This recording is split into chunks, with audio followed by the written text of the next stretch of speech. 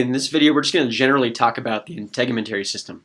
So the integumentary system includes your skin, hair, nails, sweat glands, as well as sebaceous or oil glands. And in terms of just general characteristics of skin itself, there's really only two major layers of skin. We have the epidermis and the dermis. Epidermis is the superficial layer of skin. It's made of epithelial tissue and therefore is avascular. And that's what you can see when you're looking at skin. Deep to epidermis, we have the dermis, and this is the underlying connective tissue that supports the epidermis. It's vascular, in that sense, can help nourish the epidermis, and it's also made of mostly a fibrous connective tissue, which is going to give skin a lot of its sort of strength. Now, there's a third layer here that's not technically part of skin, but we just talk about it as being, nearby, and it's called hypodermis, or superficial fascia, also called the subcutaneous tissue. It's not part of skin, but it does share some functions.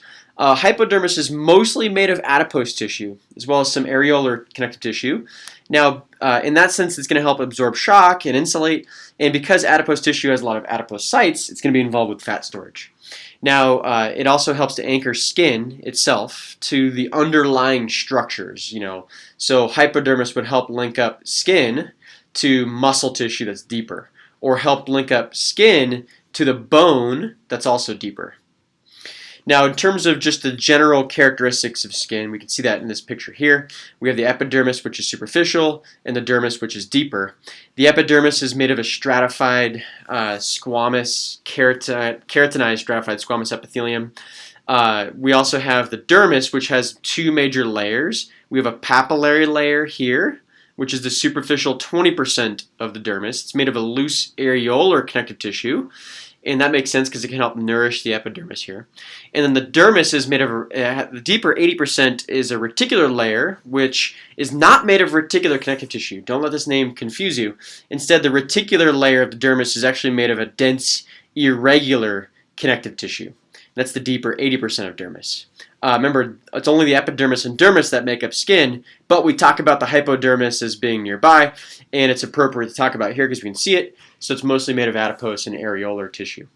Now, other things we can see embedded within the dermis include things like your hair, erector pili muscle, which is involved with goosebumps, nerves, which are shown here in yellow. So these nerve endings are involved with skin sensations, so cutaneous sensations. We have lots of blood vessels. About 20% of our body's blood can be stored within skin, so it's quite a bit. And so the red one here could be an artery, and the blue one could be a vein. And this one here is showing a sweat gland, so it's going to help with thermoregulation. And we also have the sebaceous glands associated with hair, which secrete oil, which is involved with conditioning your skin. So just generally, remember that the skin has two major layers, epidermis and dermis. Epidermis is the epithelial layer. Dermis is the connective tissue layer. The papillary layer of dermis is superficial 20%.